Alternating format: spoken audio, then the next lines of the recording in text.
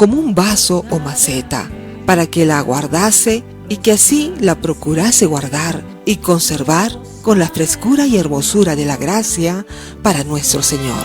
Te pedimos, Madre, que el rezo del rosario nos lleve. Desde entonces, puesta de rodillas delante de la imagen de Nuestra Señora del Rosario, le ofreció el nombre de Rosa y se consagró a ella, tomando la decisión de llamarse así en adelante. Rosa de Lima, Rosa de América, Santa Rosa de Lima, primera flor de santidad de América. tras el aroma de tu... Radio Santa Rosa, comunicando buenas nuevas en tu vida. La Sociedad Dominica de Medios de Comunicación, Sodomco, presenta A Pensar Más con Rosa María Palacios.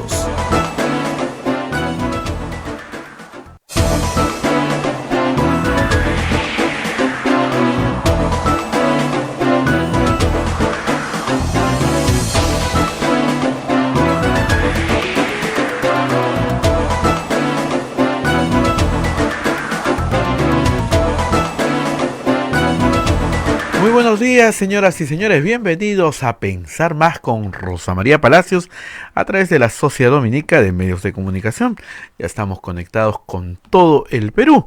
En Lima usted nos está escuchando por Radio Santa Rosa en la amplitud modulada 1500 y en la frecuencia modulada en el sur de Lima 105.1. También nos escucha en Chimbote por Radio Santo Domingo de la red Sodomco RSD, en Arequipa Radio San Martín, en Cusco Radio Veritas, Ucayali Radio Cepagua, La Convención Radio Quillabamba y Puerto Maldonado Radio Madre de Dios, emisoras dominicas del Perú. Se une a esta red de radios también otra red que es Huánuco Radio Huánuco, Ayacucho Radio La Voz de Ayacucho, Puno Radio Pública y Radio La Decana, Juliaca Radio San Valentín, Ancash Radio Moro, Huancayo Radio Cumbres, la radio del arzobispado, Satipo Radio Milenio, Abancay Radio Estación Solar, Yurimagua Radio Oriente, Chota Radio Los Ángeles, Apu Magisterio, Aemetagua nos ponen podcast en todo el Perú y el mundo, los aplicativos móviles y también la página web de Radio Santa Rosa, www.radiosantarosa.com.pe. Bien, estamos a 12 de agosto. Y nos conectamos con Rosa María Palacios, que nos tiene mucho que contar. Rosa María, muy buenos días. Muy buenos días, Abel. Muy buenos días a toda nuestra audiencia en el Perú y en el mundo. Tenemos noticias, por supuesto, del Perú y del mundo. En el Perú, el gabinete Martos obtuvo una abrumadora confianza. Parecía el Congreso cubano, ¿no? Votando algo, todos igual. Pero también en el mundo hay noticias importantes. La vacuna rusa está sometida en este momento a una gran controversia. El presidente de Rusia, el señor Vladimir Putin, dijo ayer que la vacuna era un éxito, que su hija se la había puesto, que protegía de la enfermedad. Y hoy, esta mañana, nos hemos enterado que también hay una segunda vacuna rusa inscrita. El asunto es que la ciencia en el mundo inmediatamente ha dicho, un momento, paciencia. Los estudios para esta vacuna no permiten comprobar su eficacia. Se han saltado algunas etapas, sobre todo etapas de testeo en miles de personas. Lo han hecho en decenas de personas, pero no en miles de personas como se tiene que hacer. Y por lo tanto, al no tener fase 3, es difícil comparar sus resultados con las vacunas que sí están en este momento ya en fase 3. Así que puede ser carrera de caballo y parada de borrico. En todo caso, hay mucha política también, por supuesto, detrás de esto, ¿no? Para Rusia es un triunfo decir que su vacuna funcionó primero y que ya tiene la posibilidad de vacunar no solo a los suyos. Rusia es un país inmenso geográficamente, pero no muy densamente poblado. Es probablemente el país más grande del mundo, compitiendo con China en extensión, pero no tiene más de 100 millones de habitantes. Así que vacunar a su población no les es difícil. Y obviamente podrán exportar su vacuna al mundo, reitero, como una forma de propaganda política, cosa que a Estados Unidos, por supuesto, no le va a gustar nada. Así que en eso estamos, en política y en vacunas. Pero lo que hay que decir es que la buena noticia es que la vacuna está cerca. Como hemos contado, hay 6 vacunas que, cumpliendo todos los protocolos, están en carrera. Son 3 de China, que están en fase 3. Una de ellas se está ya aplicando, pero solo las Fuerzas Armadas de China. Y hay la de Oxford con AstraZeneca, la inglesa. Luego tenemos 2 en Estados Unidos, Moderna y Pfizer. Entonces, estamos muy cerca y con realmente en tiempo récord de récords, no se conoce una cosa igual. La humanidad va a vencer esta enfermedad. Antes de un año de su aparición en China, creo que vamos a tener la buena noticia de una vacuna con eficiencia comprobada, con estudios sólidos, que pueda distribuirse también masivamente, producirse masivamente. Ayer, sin embargo, me sorprendió que el primer ministro hablaba de la compra de 2 millones de vacunas cuando somos 32 millones de habitantes. Pareció poco, la verdad. Pero en fin, vamos a lo que sucedió ayer en el Congreso. En menos de una semana hemos visto 2 discursos de investidura. Las diferencias en forma y en fondo han sido enormes. Pasemos primero por la forma.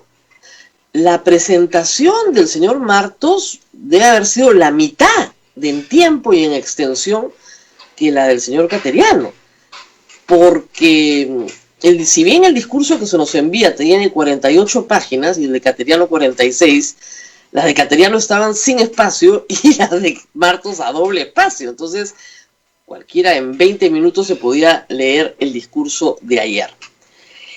En forma hay que decir que fue con los mismos ministros, es decir, los ministros de los sectores sociales, que son los que le preocupaban al Congreso, son educación, el mismo, salud, la misma, Midis, la señora Donaire, la misma, agricultura, el mismo. La única que cambia es la ministra de la Mujer.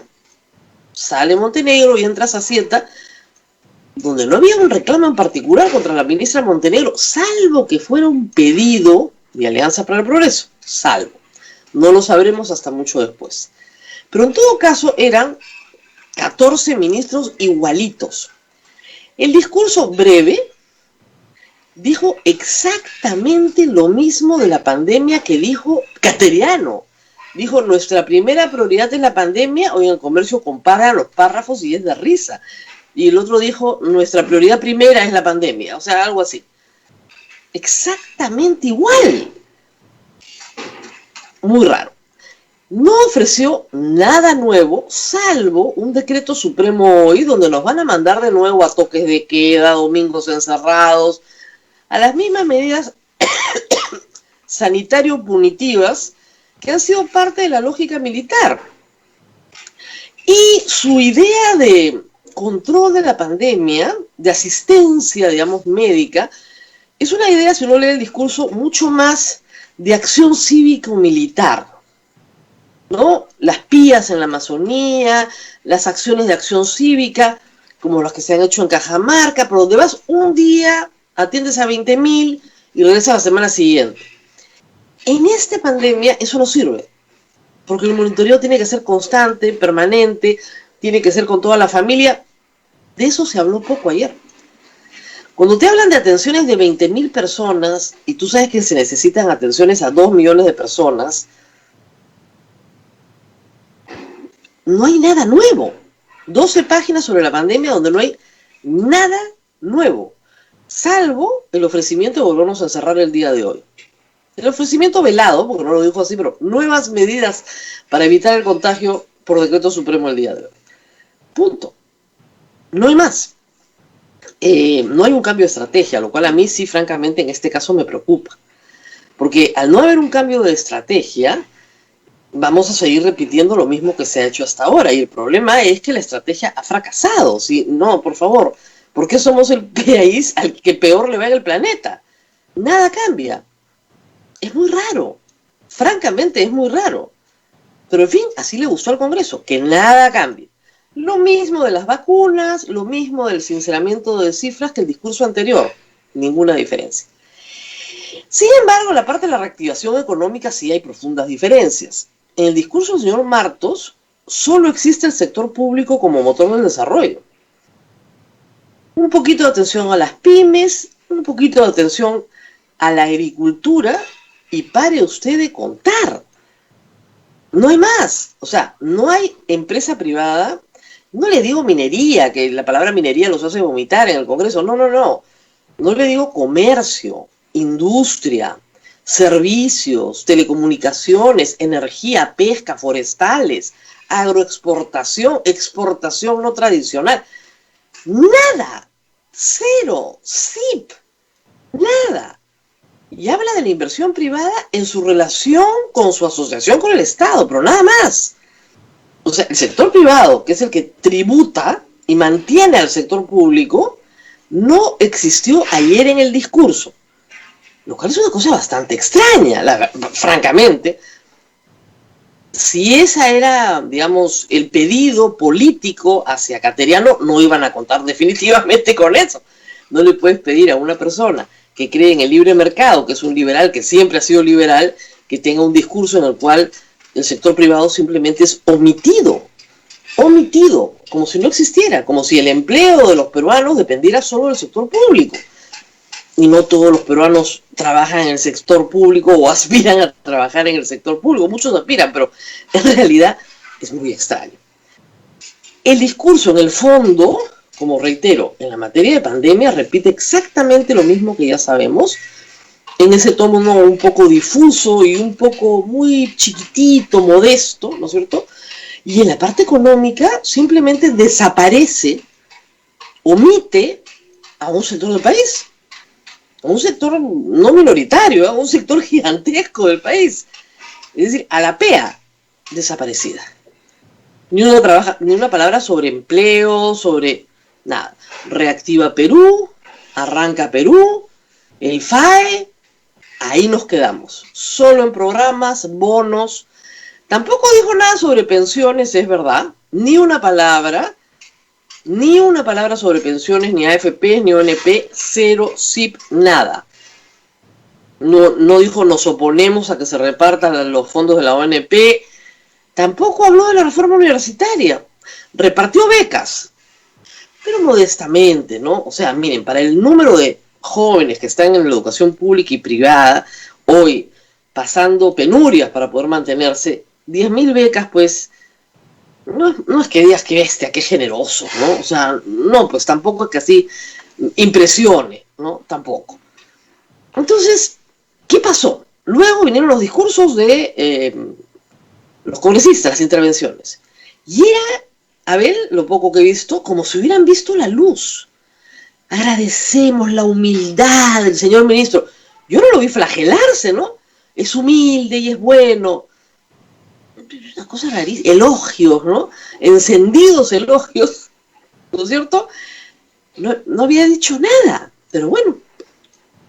Y finalmente, cuando estábamos todos listos ya en el pijama, para la pijamada, Merino llamó a votar a las 8 de la noche.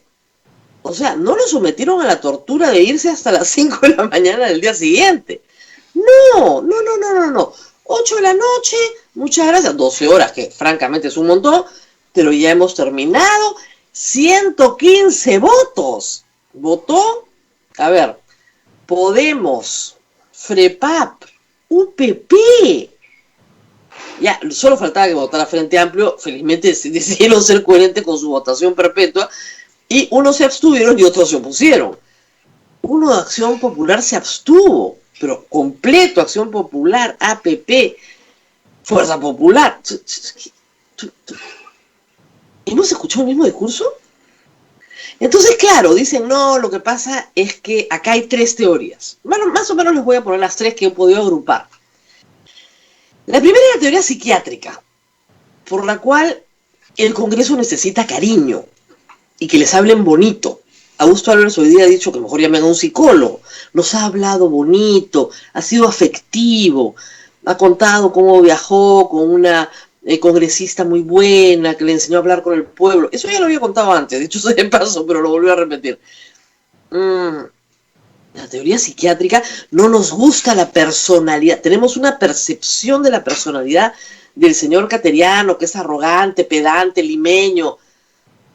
Pedro Cateriano es hijo de arequipeños, si lo conocieran un poquito, no era ni arrogante ni pedante, mucho menos, en fin, gordo, o todas las cosas que antes me cae pesado, ¿no? En fin. Pero bueno, eso es la teoría psiquiátrica. No nos caía bien. Y sí nos cae bien. Miren, la teoría psiquiátrica puede ser muy popular y están ayudándola a difundir los congresistas con sus asesores. Pero la teoría psiquiátrica no se sostiene, es insostenible. Un país no se sostiene en que te cae bien o te cae mal el político sobre el cual tienes que juzgar una gestión que además ni siquiera había empezado.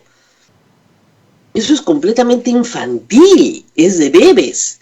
Y los congresistas son todo menos bebés. Yo sé que no tienen discriminación moral, pero francamente eso es demasiado infantil para que uno pueda creer. Pedro Cateriano sí llegaba con un pasado político, eso sí es verdad. Lo detestan en el APRA, absolutamente cierto. Lo detestan en el fujimorismo, también. Y lo detestan porque se ha opuesto al robo, a la corrupción, ¿no es cierto? Desde siempre, no desde ahora, desde hace 30 años. Lo han detestado siempre. No es raro. Lo raro es que se contagiaran todos los demás, ¿no? O sea, lo raro es que el enemigo político del APRA sea el enemigo político de Alianza para el Progreso. Eso es raro. Eso, la verdad, francamente es raro. Pero bien, puede ser. Pero yo no creo pues en la teoría psiquiátrica. Discúlpenme, pero he mirado demasiado política en el Perú para entender que la teoría psiquiátrica no tiene ningún valor. Puede ser que algunos congresistas lo verbalicen de esa manera porque no les queda otra. La segunda teoría es la teoría electoral. Es decir, el próximo año hay elecciones en el Perú y la semana pasada lo que hicieron es insostenible en un proceso electoral. Y hasta la iglesia se los hizo ver. Es decir, tú no censuras a un gabinete por las puras porque no te gusta la palabra minería en medio de una pandemia. Y no lo censuras así, a la mala, torturándolo, dejándolo sentado toda la noche y haciendo evidente que lo que hay aquí en juego son negocios e intereses particulares. Lo dijo el presidente, ¿eh? No solamente lo dijo Cateriano, lo dijo el presidente de la República. Aquí hay intereses particulares. Entonces, ayer no podía notarse que habían intereses particulares. Esa es la razón. Es decir, un cambio de giro para que olvidemos esto para abril. Yo no creo que para abril nadie se olvide. El daño está hecho y el daño, créanlo o no, va a pasar su factura. Todo se paga. Esto también va a pasar su factura. Y la tercera hipótesis, que podría sumarse a la segunda, pero es la que yo creo que es la del cañoncito de Castilla. O sea, a ver si tú recuerdas la tradición de Ricardo Palma, donde a Castilla le regalan un dije para su reloj en forma de cañoncito en un besamanos el 28 de julio. Y lo pone en su oficina y le dice a todos, no se acerquen que está cargado. Entonces, ¿cómo que está cargado? Si es un objeto, no puede estar cargado. Está cargado, decía, ya va a disparar. Ya va a disparar. Y finalmente anuncia a todos que el cañoncito había disparado. Y ya le habían pedido por el favor que estaban esperando de él. Y dijo, el disparo, poca pólvora, cayó bien bajo, no hay problema. Yo creo que ayer lo que hemos visto es un cañoncito Castilla. Es decir, las bancadas han negociado. No con Martos, porque no creo que tenga la habilidad política de César Villanueva, pero han negociado. ¿Qué han negociado? Esa es la gran pregunta. La cabeza del ministro de Educación, los fondos de la ONP, el reparto de toda la AFP, un programa de financiamiento muy generoso para la campaña del 2021, y el Ejecutivo no observe ninguna norma electoral para que ellos controlen su proceso. Probablemente todo eso.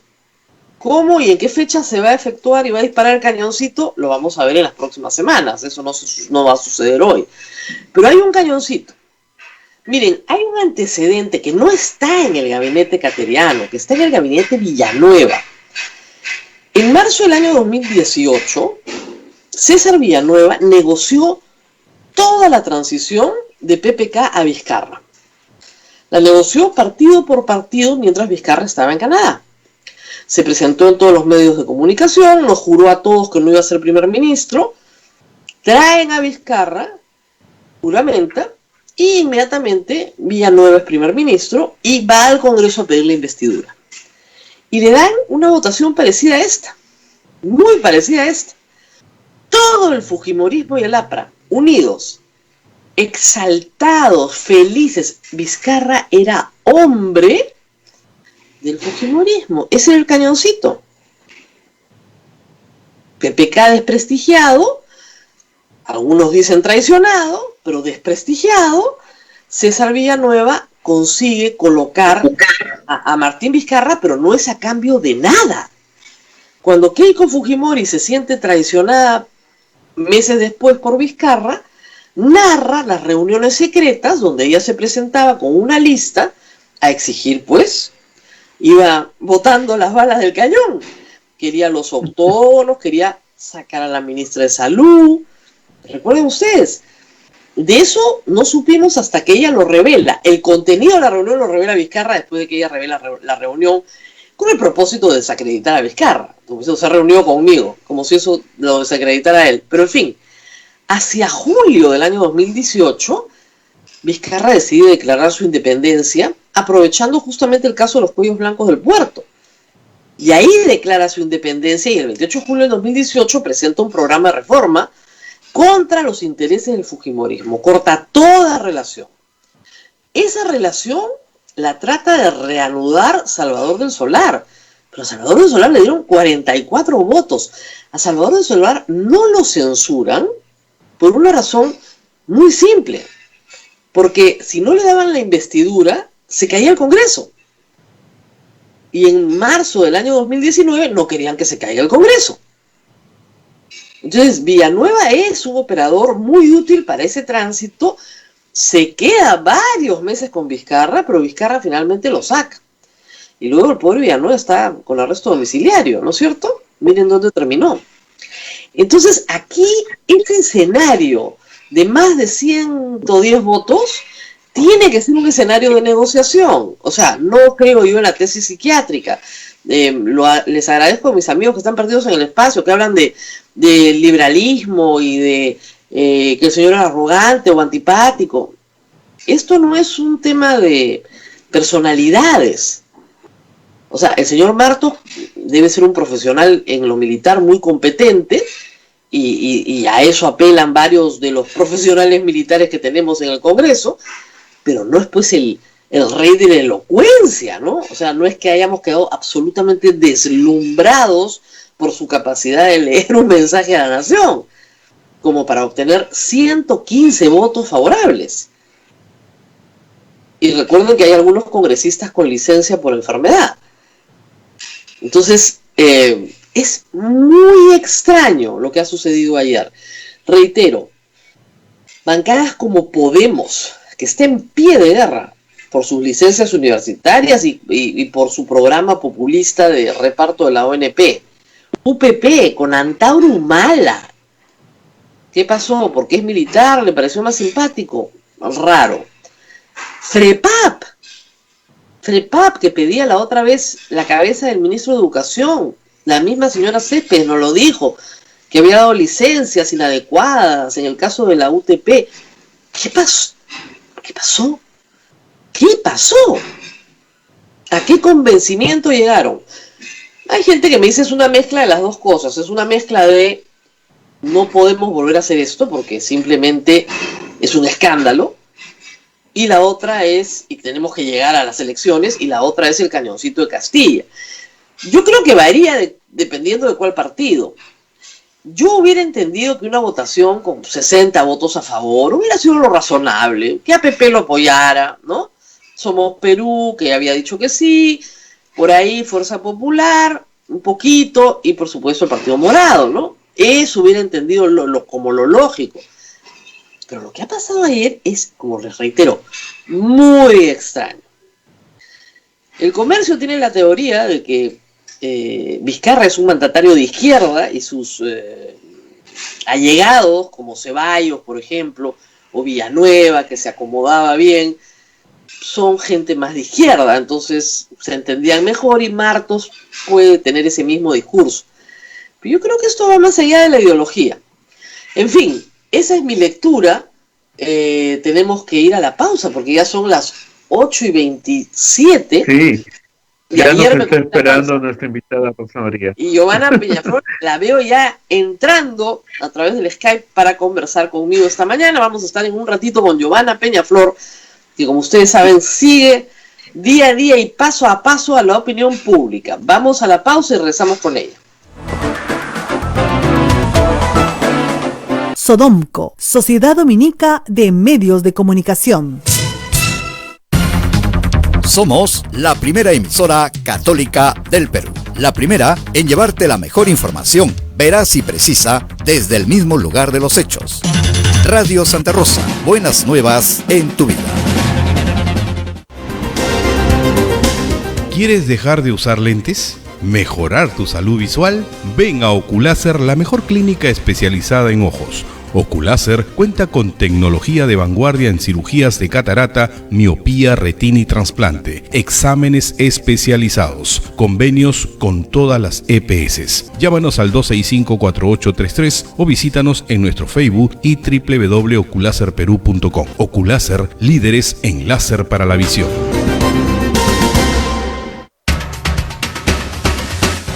Consejos de alimentación saludable frente al COVID-19. Fortalece tu sistema inmunológico a través de la alimentación.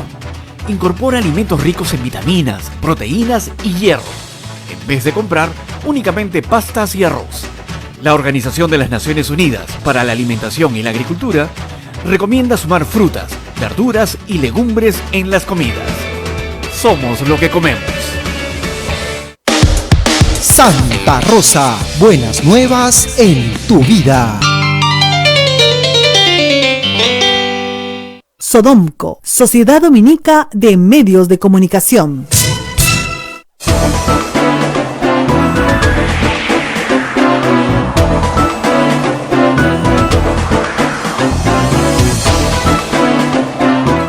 Continuamos con A Pensar Más a través de las emisoras de la Sociedad Dominica de Medios de Comunicación.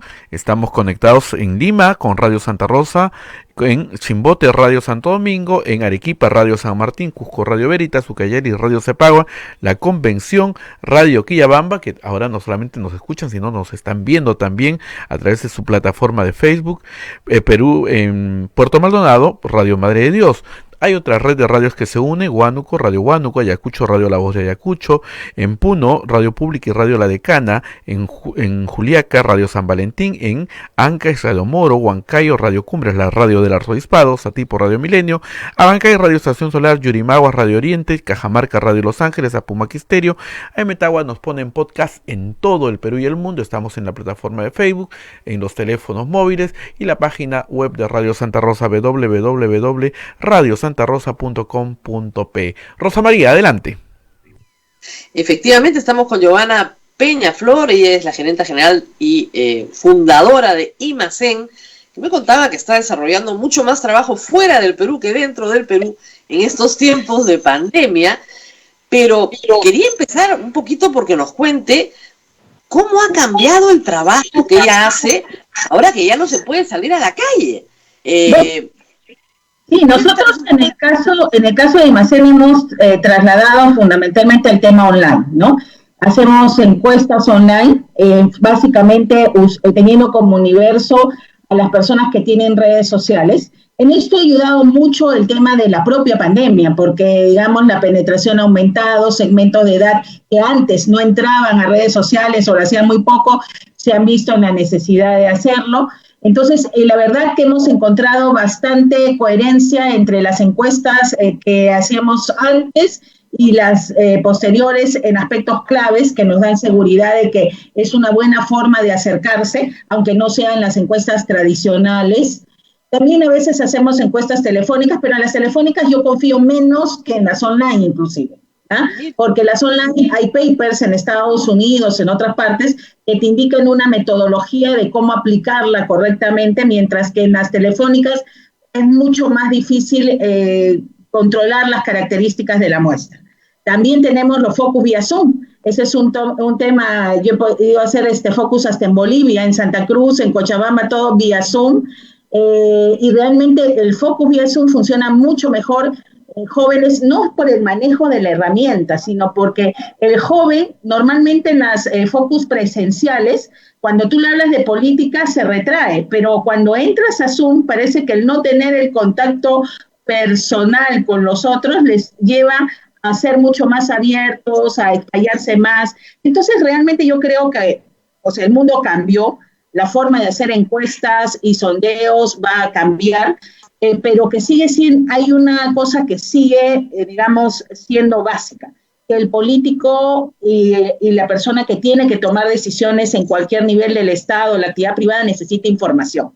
Y que hoy en día, por ejemplo, para los políticos, el hecho de estar aislados por este tema de la pandemia, incluso se ha hablado en el tema del Congreso cómo ha cambiado su dinámica a raíz de que todos están en su casa y que no están juntos en el hemiciclo, ¿no es cierto?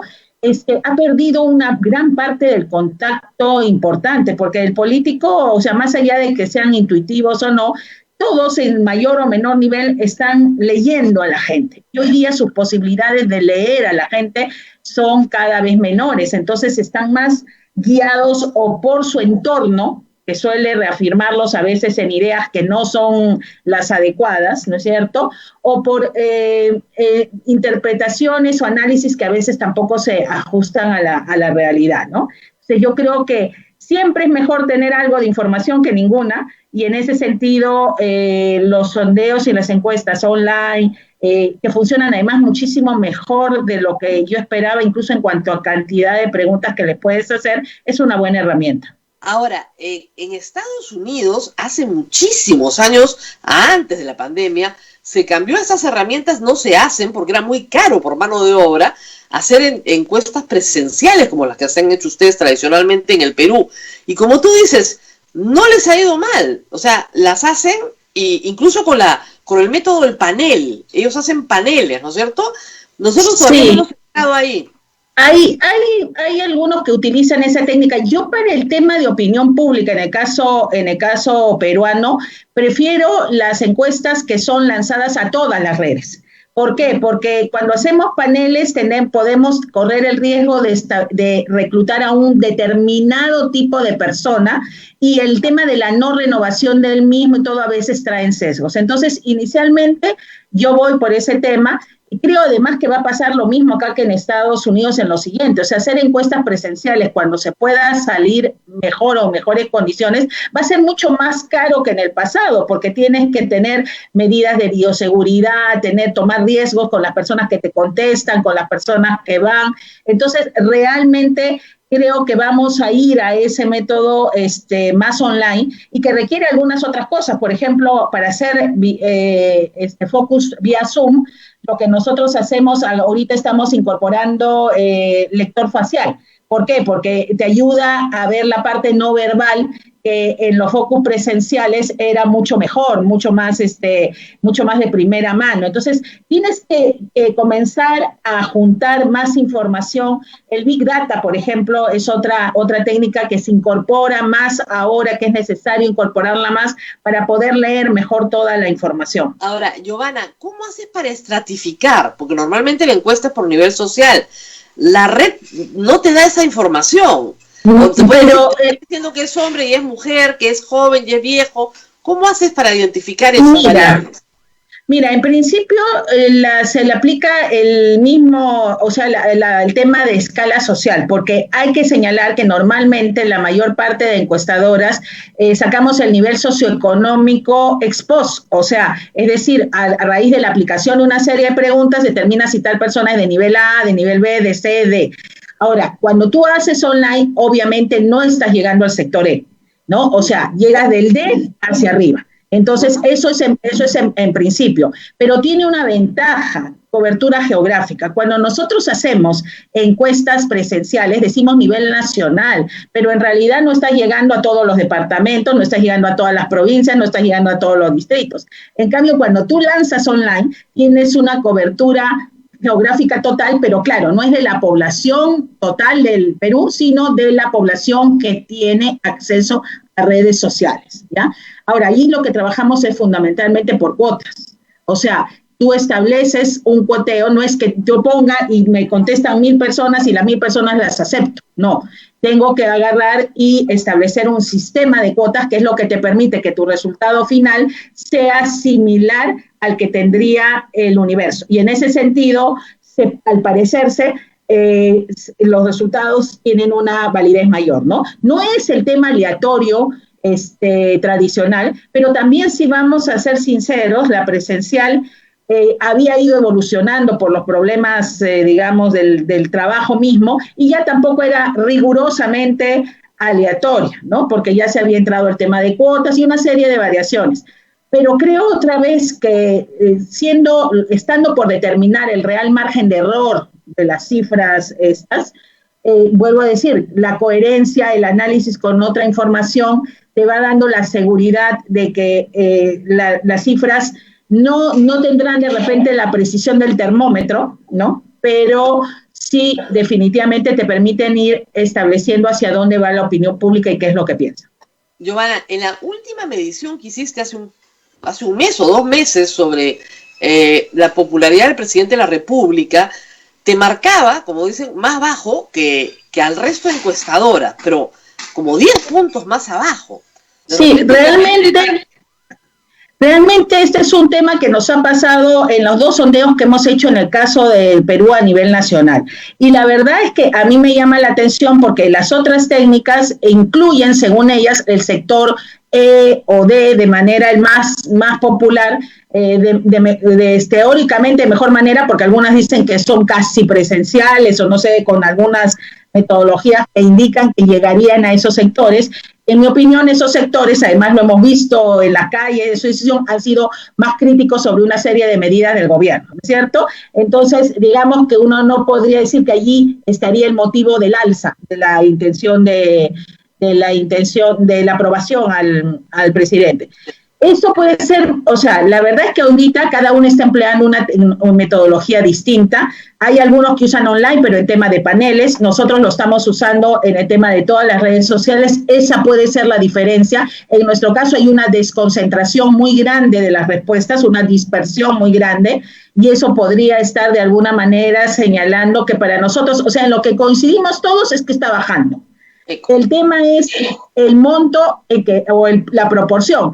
Para mí es lógico que la tendencia que yo tenía, no hay ninguna razón para que el presidente hubiera subido de intención de voto, y que es en realidad lo que genera de alguna manera esta necesidad de cambiar al gabinete. O sea, y yo no creo que el presidente tampoco llegara a esa decisión por pasar de 65 a 60, ¿no? O a esa cifra. Entonces, tienen que haber llegado a la conclusión de que el escenario es más difícil, a lo que podría apuntar también la salida de su asesor, el asesor argentino, que normalmente, digamos, los asesores de esa naturaleza suelen tratar de dejar al cliente en la imagen o en la retina del mejor momento, ¿no? O casi el mejor momento, para luego no se les atribuya el desgaste. Entonces, son dos temas que nos hablan más bien de un ejecutivo que está consciente de que viene fuerte a la baja, que tiene poco exhibir en lo adelante para mantener un nivel de popularidad, siendo además un gobierno que ha estado muy regido por esta variable. O sea, si algo ha sido eficiente el gobierno de Vizcarra, es el lograr mantener su popularidad. Ese ha sido el indicador fundamental, básico, el que mueve las decisiones, el que ocasiona cambios de gabinete, de ministro, lo que fuera. Quería detenerme en esta cita de Maximiliano Aguiar, porque sí, llama la atención, como tú dices, este tipo de contratista del Estado, si se quiere, nunca se va en medio de una crisis. O sea, es casi una traición, no dejas al cliente, ¿no es cierto?, cargando sobre sus hombros un asunto trágico como es el de la pandemia. La nota dice que se ha ido en muy buenos términos, pero ¿por qué ahora? Eso es lo que no se entiende. Bueno, yo creo que puede estar relacionado con esto que te digo, ¿no? O sea, el tema de la reducción de la popularidad y también el cambio de circunstancias, ¿no? Las posibilidades de acción del presidente hoy en día en relación a elegir quién es su contendor son mucho menores de las que fueron antes, ¿no es cierto? Y en realidad, si uno analiza lo que ha venido ocurriendo desde enero a la fecha, también, o sea, más allá de, creo que el Poder Legislativo tiene sus propios problemas, ¿ya? Pero hay que señalar que desde el lado del Ejecutivo, o sea, el hecho de no agarrar y tener un partido que lo representara, podía parecer lógico en un presidente que ya comenzaba a situarse más bien como de transición. Sin embargo, el agarrar y dejar totalmente abierta por su propia cuenta al Poder Legislativo, no establecer relación, no establecer contactos, o sea, es de una inutilidad mayúscula si es que uno lo quiere tomar por el lado de la eficiencia, porque no es que yo pueda decidir lo que quiera, sino hay otro poder del Estado, y otro poder del Estado al que teóricamente no se le había encargado una cosa muy poco importante. La reforma política era en sí misma un tema importante, aún cuando no hubiera el tema de la pandemia. Y con el tema de la pandemia es lógico que el presidente tendría que haber tenido mayor cercanía al tema del Congreso. Entonces, desde mi punto de vista, o sea, lo que vimos con el tema del Gateriano es una reedición de menor escala del conflicto con el Congreso anterior. O sea, ¿cómo terminó para el presidente? Terminó bien, terminó aplaudido, terminó con un premier aplaudido, terminó con toda la gente diciendo viva el Ejecutivo, muera el Legislativo, ¿no es cierto? Y por ahí que no haya Congreso nunca más. Bueno, pero en mi opinión se buscó reeditar otra vez ese tema, desde mi punto de vista también equivocadamente, porque este Congreso es de alguna manera hijo de Vizcarra. O sea, para la gente están de alguna manera vinculados, ¿no es cierto? Esto no existiría si no fuera por la decisión de Vizcarra. Entonces, generar una misma situación de confrontación es absurdo para el Ejecutivo. También lo es para el Legislativo, porque significa la gente que lo aprobaba hace como 2 meses al Congreso, era gente que también respaldaba a Vizcarra. Entonces es como divorciarse de parte de tu electorado, parte del sector que te sostiene. Pero creo que ninguno de los dos lo vio claramente. Ahora, ¿cómo explicas un cambio tan rotundo de actitud? Primera explicación, no tenemos encuestas, lamentablemente. ¿El público, tú crees que haya rechazado el maltrato de la semana pasada? Mira, yo creo que ahí está pues parte del problema, porque los congresistas finalmente han ido desarrollando una actitud poco favorable al presidente en general, ¿no es cierto?, al Ejecutivo, y entonces allí ha habido como mucha sangre en el ojo acumulada. Hay la percepción de que los medios por tradición los atacan, por decir de alguna manera, al legislativo y que desarrollan campañas, entonces no creen la posición de los medios en términos generales. Entonces yo sí creo que vienen de una cuestión más, digamos, estructural. ¿Cómo piensan de los políticos tradicionales algunos? ¿Cómo piensan la gente que viene de provincias al poder central? Y en ese sentido actúan. Ahora, los cambios tienen varias, yo creo, distintas razones, ¿no?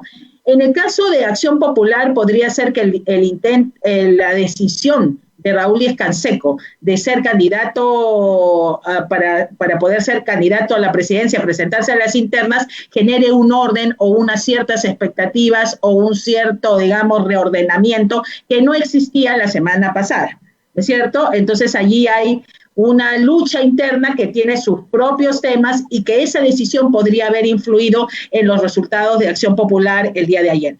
El FREPAP, yo creo que esos votos se los tiene que agradecer el actual premier a Cateriano. O sea, porque después de haberlos insultado, de haberlos dicho, de haberlos ninguneado, ¿no es cierto? Hoy día, bueno, agarran y dicen, a este sí lo aprobamos, ¿no es cierto? Y a ti no, porque tú eras, o sea, yo sí creo que hay... Pero es el mismo presidente, es el mismo Sí, presidente. pero el tema, claro, es el mismo presidente, pero un presidente que ha tenido posiciones, o sea, bien ambiguas, como es Vizcarra, ¿no? Recordemos el anterior caso que hubo con el tema de las mineras, donde lo grabaron en Arequipa.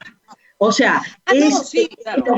Claro, pero es que ese es el tema. O sea, no aparece él. En realidad, si quieres, para mí lo raro es por qué decidió por Cateriano. Claro. Ahora.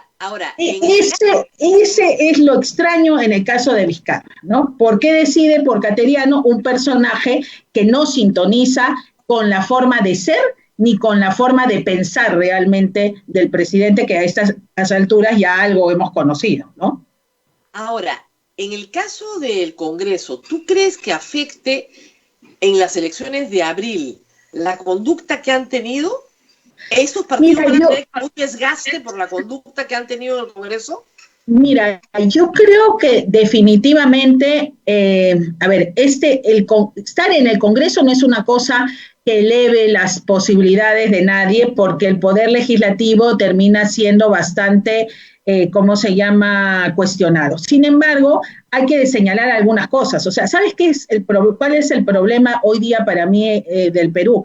Es que tenemos un ejecutivo que piensa fundamentalmente en la popularidad y un legislativo que hace lo mismo, que piensa en lo que ellos consideran que les va a dar popularidad. No digo, o sea, en ambos casos no te estoy diciendo que sea una cosa medida científicamente, pero ambos se pelean el tema de representar mejor los intereses de la sociedad o de la población y de los sectores mayoritarios. Pero no estaría mal que fuera así, porque ¿quién no quiere ser representado? Sí, pero no tienen la información. Lo que ellos quieren... Claro, no tienen la información y además hay decisiones que se tienen que tomar no por el tema popular, sino como si tomamos en cuenta lo que dice el premier, ¿no es cierto? Y estamos en una guerra, en la guerra nos sometemos a votación, ¿quieres ir a pelear? ¿No quieres ir a pelear? ¿Quieres ir al norte o al sur o arriba o abajo? Como esta decisión absurda del Ejecutivo del tema del fútbol, que siguen insistiendo, porque realmente hay que ser absurdo para creer que el virus va a mejorar el comportamiento de los hinchas, ¿no? O sea, o de las barras bravas, o sea, les va a haber llegado la decisión de comportarse diferente. O sea, es como si fuera una gran sorpresa y un gran tema y una gran irresponsabilidad cuando siempre ha sido absolutamente lo mismo. Entonces, allí hay presiones con las que está lidiando no siempre bien el Ejecutivo. Ahora, es posible, porque yo recordaba mucho la votación de Villanueva. Acuérdate que a Villanueva lo eligen también, le dan una votación de más de 110 votos, se va en hombros del Congreso, dice, este es mi Congreso. Él negocia, obviamente, ¿no es cierto?, la permanencia de Vizcarra como presidente con Fujimori, y luego Fujimori hace explotar el cañoncito, pide sus cositas, y Vizcarra, 3-4 meses después, decide independizarse. Estamos viendo un cañoncito. ¿Tú crees que haya una negociación? Porque no es que el general Martos tenga una elocuencia pues deslumbrante, ¿no? Que hayamos llorado de la emoción al escucharlo. No ha dicho nada nuevo, nada controversial, cumplidor, corto. Lo han tratado súper bien. A las 8 de la noche la votación, hemos concluido. Parece, más allá del argumento psiquiátrico, como yo digo, de cómo te sientes o te percibes o cómo te tratan, parece que hay una negociación detrás, no hay otra explicación. Mira, puede haber habido, porque definitivamente durante el tema del debate de ayer se ha hablado de varios acercamientos de ministros a a congresistas. Lo que no ocurrió la anterior vez, ¿no es cierto? Pero son los mismos ministros. Claro, pero son ministros que hoy día escuchan. Ahora, digamos que lo que yo siento en este Congreso, lo que veo en este Congreso, es un Congreso que no está dispuesto a repetir el error del anterior, ¿no es cierto? Entonces, es darle el beneficio o la ganancia a Vizcarra. Y yo creo que con el tema de Cateriano se dieron cuenta que habían beneficiado a Vizcarra, que habían caído en el juego de Vizcarra. Y entonces, como sintieron que habían caído en el juego de Vizcarra en algo que lo beneficiaba, mira los discursos posteriores del presidente y todo lo demás, esta vez dijeron, no, o ahora no voy a hacer lo que te beneficio, lo que no quiere decir que cuando vaya la interpelación del ministro de Educación vayan a actuar diferente. O sea, han cambiado la estrategia. Son, digamos, tienen menores posibilidades en ir y volver y en reacomodarse, pero yo creo que el objetivo sigue siendo el mismo. El objetivo sigue siendo diferenciarse del gobierno, sigue siendo tener una política de enfrentamiento con el gobierno, pero en la cual tratan de no ser el Congreso totalmente responsable del problema o de beneficiar a Vizcarra, como de hecho inicialmente el que no le dieran la aprobación, el respaldo al gabinete cateriano lo ayudó a Vizcarra. Porque eso es lo que yo te digo, el problema es por qué Vizcarra, sabiendo el tono del Congreso, sabiendo que allí normalmente no lo quieren, que tienen una posición más bien populista, escoges a un personaje como Vizcarra, como Cateriano, ¿no es cierto? O sea, ¿por qué lo escoges? Y ahí yo creo que él definitivamente ganó en varios aspectos. Primero, porque obviamente Cateriano representaba una posición del sector proempresarial que lo estaba cada vez presionando más y al cual él, como es, nunca es capaz de decir que no. ¿No es cierto? Él nunca dice no frontalmente. Entonces agarra, lo pone, lo manda al Congreso y el Congreso lo entierra. Entonces no es culpa mía, es culpa del Congreso, ¿no es cierto? Claro, no soy yo que le dice no a la inversión privada, sino es el Congreso, ¿no es cierto? Y yo finalmente recurro a alguien de mi entorno, muy cercano, ¿no es cierto? Por lo menos lo ha acompañado durante este tema, con el que tiene confianza y con el que además en personalidad y en discurso son muy similares. O sea, yo sí creo que de alguna manera Vizcarra fue coadyuvó al tema de lo que sucedió con el gabinete Castellano. Escúchame, esa es la tesis que tienen un poco algunos columnistas en El Comercio, es decir, que Cateriano ha sido un chivo expiatorio de una estrategia maquiavélica por la cual Vizcarra se victimiza y consigue popularidad. ¿Tú crees eso? Sí, yo sí creo eso por varias razones, ¿no? O sea, primero porque mira lo que ocurre antes del tema de la presentación. Primero, todo este tema de el desembalse de números de personas muertas, ¿no es cierto?, de fallecidos. O sea, tú no estás llevando a un gabinete a que tenga confianza y va sobre la base que de repente no eran 13,000, sino 20 y tantos mil, y luego en el discurso en realidad dicen que ya estamos en más de 50, ¿cierto? O sea, allí tienes que agarrar y decir, estás diciendo, este tema es gravísimo. Y sin embargo, en medio de todos estos anuncios, el presidente va en 28 de julio y hace un discurso que no va a tono, ¿no es cierto?, de esa voz en el gabinete que está diciendo, no, acá nos estamos muriendo y que vamos a tener 100,000, 120,000 o 200,000 muertos en diciembre. O sea, no estamos hablando ni de habas ni de nada, estamos hablando de personas, de familias. Entonces, ese era el clima más adecuado, punto uno, ¿no es cierto? Punto dos, está el propio discurso de 28 de julio, o sea, enfocado en una línea que ya en sí misma no generó ningún impacto positivo en la opinión pública, ¿no es cierto? No fue recibido con grandes aplausos, habló por sectores muy particulares el sector más empresarial, el que viene preocupado por la tendencia del Congreso, y marcándole la cancha en ese sentido a Cateriano en un marco que él sabía que no iba a tener apoyo, ¿no? Entonces, en realidad, y lo tercero, no se establecen los contactos, o sea, más allá de propio cateriano, yendo, viniendo, o sea, no hay un trabajo de gabinete, de gente pensando que iba a venir, y ahí también pongo el tema, o sea, el de educación, ¿no es cierto? Tenía problemas independientemente de la SUNEDO, o sea, porque finalmente la política no está ya por definirse, está la entidad, está funcionando, no es él el que la dirige, ¿no es cierto? Entonces era indispensable hacer una cuestión de Estado por el tema del ministro de Educación, o sea, si era tan vital y tan importante que entrara un premier que tuviera una lógica distinta. Entonces, yo creo que Vizcarra nunca se compró la lógica de Cateriano, del tema del apoyo total. ¿Para qué lo llamó entonces? ¿Y para qué lo llamó? Porque, por eso te digo, porque es su primera iniciativa en un momento en que está bajando, en que los medios se estaban poniendo críticos con él, en que había una serie de escándalos de recomposición de las relaciones con ese sector, ¿no es cierto? Que desde la prensa comenzaba a ver también algunas políticas de Ceballos como antiempresariales o que de alguna manera dificultaba, y es su manera de salir del paso. Y cuando digo su manera, porque si uno estudia cómo ha venido ocurriendo, cómo actúa él no actúa frontalmente, ¿cierto? No. Él no es de los que se compran el pleito, no es de los que va a discutir, a pechar al Congreso, no. Él es de una manera de que trabaja determinados escenarios y donde yo creo, sí, estoy casi convencida que el principal motivo era el tema de la aprobación. ¿Cómo salgo de este atolladero, no es cierto? Bajando la animadversión de cierto sector de la prensa que es más proempresarial,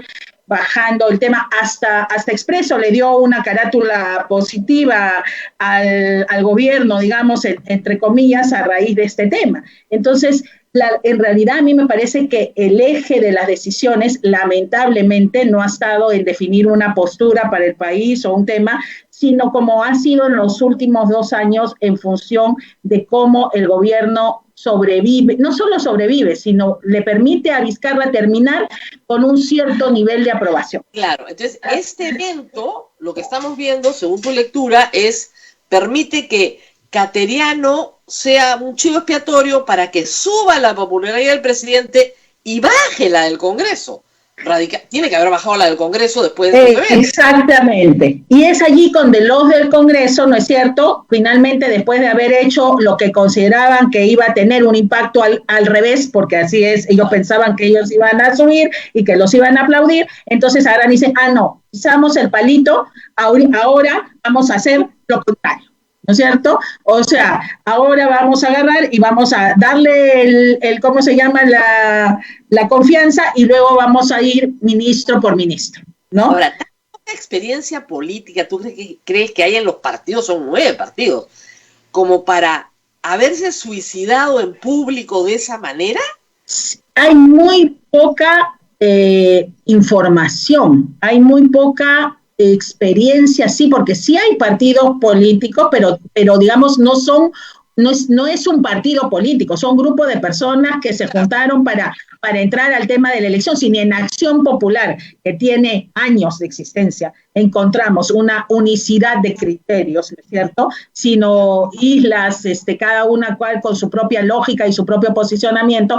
Olvídate pues en el caso de Podemos, ¿no es cierto?, en el caso de UPP mismo, donde cada uno tiene su propia problemática, o también incluso en el caso de Alianza para el Progreso, ¿no?, donde finalmente, claro, termina hablando de que hablaron con César Acuña, pero finalmente los parlamentarios terminan negociando una posición que pasa por lo menos de desaprobarlo a la abstención, ¿no?, que en la práctica terminó siendo lo mismo, pero fue lo que más se pudo probablemente lograr, ¿no? Entonces, pero es decir, hay mucho interés individual. No se entiende lo de APP, te explico por qué. Porque Acuña le pidió a Cateriano que fuera su vicepresidente. O sea, estamos en ese nivel de confianza, digamos, ¿no? Claro, pero es otra... ¿por qué algo personal contra alguien a quien le pediría ser su vicepresidente? No hay nada personal contra Cateriano. Por eso es que yo no creo que el problema sea Acuña, es el problema de la relación entre los dirigentes de los partidos y los que están en el Congreso también. O sea, que ellos pueden decir que es lo mismo que dicen en Acción Popular, ¿no es cierto? Claro. O sea, como no hay directiva, no hay esto, finalmente terminan decidiendo cada uno de ellos. Pero en Acción Popular sí es caótico porque hay varios candidatos a la presidencia. Pero en APP... APP es bien vertical, ¿eh? Y bien sólido, bien sólido. Pero en realidad yo creo que, o sea, a mí me parece que allí en ese momento se produce un divorcio que luego han vuelto, ¿cómo se llama?, a ordenar. Porque allí también hay que ver que hasta ahora César Acuña no anuncia oficialmente el tema de ser el candidato a la presidencia. Y lo que ordena las cosas en estos partidos es quién va a ser el candidato. ¿No es cierto? Claro. O sea, ese es el tema. Y yo creo que parte del desorden, de este desorden, se debe a que hay agrupaciones que no tienen claramente definidos quién los va a representar, porque acá el que los va a representar en las elecciones es el que va a terminar teniendo influencia en cómo se mueve. Ahora, entonces, la censura de Cateriano sí ha tenido un costo para los partidos que están en el Congreso. Y si no lo manejan bien, para las elecciones del próximo año todo el mundo se los va a recordar. Es decir, ustedes se volaron en un gabinete en medio de una pandemia, con miles de muertos, decidieron atrasar al Perú 2 semanas, como si no tuviéramos, o 3, como si no tuviéramos nada que hacer. Lo cual es algo bien duro de cargar en una campaña electoral. Salvo que el gobierno termine menos bien de lo que espera. Exactamente, o sea, ellos son malos, pero ¿sabes qué pasa? Que terminas como el cuento del alacrán y la rana cruzando el río, ¿no? Nos hundimos los dos, ¿ya? Es que eso es lo que no terminan de entender, por eso te digo, lo que le está pasando hoy día a nuestro país es el peor tema, porque cada uno está, lo que decíamos, ¿no?, mirando el tema solo de la popularidad, ¿no es cierto?, buscando la popularidad, pero encima buscando la popularidad en contra del otro, ¿no es cierto? O sea, yo quiero ser el Ejecutivo apoyado, me peleo con el Congreso. Yo quiero ser el Congreso aprobado, me peleo con el Ejecutivo. Cuando en realidad el presidente ya está de salida. O sea, lo que debiéramos agarrar es que tener una situación con cierta estabilidad, ¿no es cierto?, dentro de la crisis y que permitiera resolver los problemas de fondo. Mira, hay cosas bien importantes que hay que ver. El día que le dan, que se define el gabinete actual, tendencia en Twitter, que es una red social política, ¿no es cierto?, fue la pelea de no sé qué par de jóvenes, ¿no es cierto?, o eso fue tendencia nacional. El fútbol es tendencia sobre estos temas. Entonces, lo que va a ocurrir, y ese es el gran problema que tenemos que ver, es que si estos partidos se desgastan como están haciéndolo, el Ejecutivo se desgasta como parece inevitable ante esta crisis que no sabe cómo manejar, lo que se puede venir es un antisistema. Entonces, y un antisistema de cualquier característica, de cualquier tema estamos ya no en el problema del hoy, sino el problema de los 5 años que vienen. Entonces, realmente eso es un tema en el que no están tomando conciencia, porque cuando yo digo buscan la popularidad inmediata, ¿no? O sea, la de hoy día, la de cuánto sale la medición o cuánto aplauso siento que recibo de los medios o de las redes. Entonces, eso es algo que tiene que cambiar. Ayer también era notable, yo le puse a los congresistas que insultaran todo lo que quisieran porque nadie los está escuchando. O sea, tendencia, voto de confianza o cualquiera relacionada con la política ayer estaba después del 10º lugar. No era relevante. Y además hay que decirlo, el día que sí censuran a Cateriano, hay una tendencia fuerte de vacancia, un hashtag de vacancia contra el presidente de la República. Pero ayer ni siquiera eso, o sea, es algo así como ya, peleense entre ustedes, muéranse los dos, no me interesa. Eso es grave también, eso es bien grave. Pero ese es el tema sobre el que tenemos que reflexionar hoy día, ¿no? Y que va a ir aumentando si es que lamentablemente las previsiones sobre lo de la pandemia aumentan, ¿no sé? O sea, se dan en la realidad, ¿no es cierto? Porque van a haber cada vez más personas con la triste experiencia de haber perdido un ser querido, de haber pasado por un sistema de salud que ya colapsó, y además el tema económico. Entonces, realmente los retos que tiene el sistema democrático para sobrevivir son enormes. O sea, ya no hablar de Vizcarra ni del Congreso actual, sino del sistema democrático que debiera sobrevivir esta crisis como la mejor alternativa para el país. Y yo creo que eso es lo que está en juego. Sí, la verdad es que es bien preocupante esta conversación, más de lo que yo creía. No nos dejas nada, nada para animarnos. Ahora, el próximo año, evidentemente, sabemos perfectamente que se juega otro partido y una campaña electoral cada día es una campaña, ¿no es cierto? Cada semana son como si fueran meses. Pero sí llegan muy desgastados, sobre todo por la pandemia y por lo poco que han hecho. Podría emerger, tú dices, sea de derecha, sea de izquierda, un candidato mesiánico, tipo, no sé, pues Trump o Bolsonaro, escojan el que quieran, ¿no es cierto? Pero medio fascista, totalitario, que no crea mucho en la democracia y que se haga elegir para que finalmente tome una decisión mucho más arbitraria. ¿Tú ves esa posibilidad cada vez como más cercana? Yo sí creo, porque definitivamente hay una conjunción de demandas contradictorias, ¿no?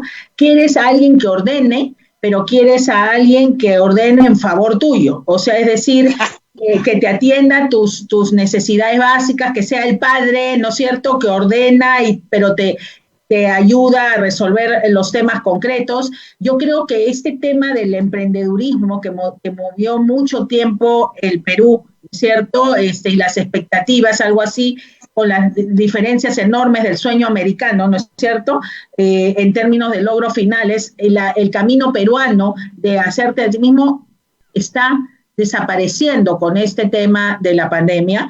Lo que habían logrado avanzar lo han perdido rápidamente. Lo vemos en la gente que antes era formal, tiene que volver al tema del comercio ambulatorio y de este tema. Entonces va a haber una sensación de revancha, ¿no es cierto? Además de una sensación de revancha porque también que de alguna manera ha sido alimentada, ¿no es cierto?, en esta época, y lo voy a decir, o sea, el discurso fundamental de Vizcarra y con el cual logra una buena tasa de aprobación durante una parte de la pandemia es: yo no soy responsable de nada. Esto ha sido así. Tú tienes la culpa o la tienen todos los que vinieron antes, ¿no es cierto? Entonces, en ese sentido, estás creando, o sea, una situación que finalmente va a terminar explotando. O sea, cuando la gente comienza a reaccionar, yo tengo la culpa de no conseguir oxígeno, yo tengo la culpa de que se confundan en un hospital, ¿no es cierto?, o que no pueda tener control. O sea, eso puede generar realmente una reacción complicada. Porque lamentablemente lo que no vemos ahorita, o sea, ni Congreso ni Ejecutivo plantean soluciones, digamos, que por lo menos nos lleven a contener la crisis, ¿no? No a solucionar. Tenemos una clase media muy golpeada. Basta salir a caminar. Yo no salgo mucho, pero sí salgo a caminar por alguna zona pequeña, comercial, cualquier comercio que haya cerca de casa, y ustedes van a ver las puertas cerradas de todos los negocios que no van a volver a abrir, que ya quebraron, que ya sacaron sus cosas, que no van a volver, ¿no? Entonces, estos paseos a pie son desgarradores, porque tú ves la quiebra de una clase media emergente que estaba apostando, como tú dices, a su pequeño sueño, a su negocio, y eso en todos los rubros, desde comercio y de servicios en todos los rubros, ¿no? Es terrible. Claro, y otra vez la informalidad de alguna manera o lo menos formal, porque también acá hay grados, es lo que más se mueve, ¿no? Yo ayer por alguna razón tuve que pasar por Chorrillos y ahí sí me llamó la atención todos los comercios abiertos, ¿no es cierto? Toda la gente, o sea, no los mismos volúmenes de gente, porque finalmente el sector, digamos, de Lima moderna, que movía más, que generaba cierta demanda, que esto finalmente es el que más se ha ajustado, ¿cierto? Estos negocios donde también tienen la misma impresión que tú, y en los otros lados es el movimiento de las economías de alrededor, que también está castigado, porque no son planetas separados, ¿no es cierto? No son mundos separados. Entonces, realmente vamos a afrontar una situación muy complicada, parecida, en mi opinión, a la que vivimos el año 90. ¿Tú crees que así de grave? Bueno, claro, sí, estamos en eso, ¿no? Estamos en eso, con una crisis económica tremenda, con una crisis sanitaria tremenda. Hoy día no son los terroristas o los coches bombas, pero es el virus, ¿no es cierto? Que no sabes cuándo te va a tocar o que Dios no lo quiera, quién le va a tocar cerca a uno. Una sensación de inseguridad tremenda, crisis económica, partidos políticos todos desgastados por una o por otra razón. Ya vimos lo que nos deparó eso en el 90. ¿No? O sea, en abril las encuestas reflejaban un apoyo popular a Vizcarra en el manejo de la pandemia. A la gente le parecía muy bien la cuarentena, después se dieron cuenta de los efectos económicos que esto tenía, pero en abril, ¿cómo crees que esté esa medición hoy? Me imagino que tú antes de lanzar una hipótesis. Sí, mira, yo creo que en este momento el tema debe estar mucho más bajo, porque tienes varios temas. O sea, primero que ya tenemos un gobierno que fuera de la medida inicial dio otras que fueron bastante controvertidas, ¿no? Y con impactos, lamentablemente, podemos empezar con el tema de que compren los hombres y las mujeres y terminar con el tema del fútbol, ¿no es cierto? O sea, claro, que hay un sector que siempre dice que es la gente, pero finalmente hay una decisión, o esta sensación de que la zona del sur del país ha tenido mucho que ver con esta decisión de abrir el transporte interprovincial a sola firma, ¿no es cierto? Yo declaro que estoy bien de salud y me mando a mudar y a ver qué sucede. Entonces, hay cosas que estén o no estén vinculadas realmente en la percepción de la gente. Es un gobierno que decidió digamos, creo que debemos ser el único que decidió abrir cuando no estábamos ni en la meseta, ¿ya? O sea, porque todo lo que uno ha visto en el mundo es que todo aquel que reabrió, pero esperó a reabrir cuando tenían 40 muertos, no tenían 3.000, ni 7.000, ni 8.000 contagiados, ¿no es cierto? Entonces, rebrotó, pero obviamente tenías un sistema de salud que ya había quedado descongestionado. No, nosotros hemos patentado la fórmula peruana, ¿no es cierto? Como siempre, agarremos y abramos la economía justo cuando estemos en el pico. No, pero además, habiendo cerrado innecesariamente sectores de la economía en abril y trayéndote el PBI a menos 40, ganando el campeonato mundial del PBI más bajo. Ahorita estamos ganando el campeonato mundial de muertos. Somos el país con más muertos por millón de habitantes del mundo. Sí. Y ganamos el campeonato mundial de PBI. Habían actividades que no tenían por qué cerrar. Por ejemplo, no tenían por qué cerrar todo lo que era extractivo de exportación, que se realiza en zonas muy alejadas donde puedes confinar a los trabajadores. Eso podía haberse manejado perfectamente. Y de hecho Chile, Argentina, todos lo manejaron así. Acá no, se cerró todo. Entonces, quebraron la economía. Claro, tenemos el peor de los mundos. Estamos sin el éxito de haber curado. Bueno, por último, quebramos la economía, pero todos nos curamos. ¡No! Claro. No. Quebramos la economía y todo el mundo muere. Claro, y ahí es donde uno tendría que hacer una evaluación, ¿no? Son más de 190 países los que están en el ranking. Si nosotros somos el peor, quiere decir que hay 190 y tantas opciones que funcionaron mejor. Alguna deberíamos poder aplicar acá, alguna, ¿no es cierto? Y eso es un tema que no se dice claramente, pero yo sí creo que está finalmente en el inconsciente colectivo y se va a reproducir o a aparecer o a florecer en algún momento antes de las elecciones. Obviamente, porque además, como tú dices bien, un país no te aguanta 100.000 muertos en 6 meses o en 10 meses sin que eso tenga un relato. Exactamente.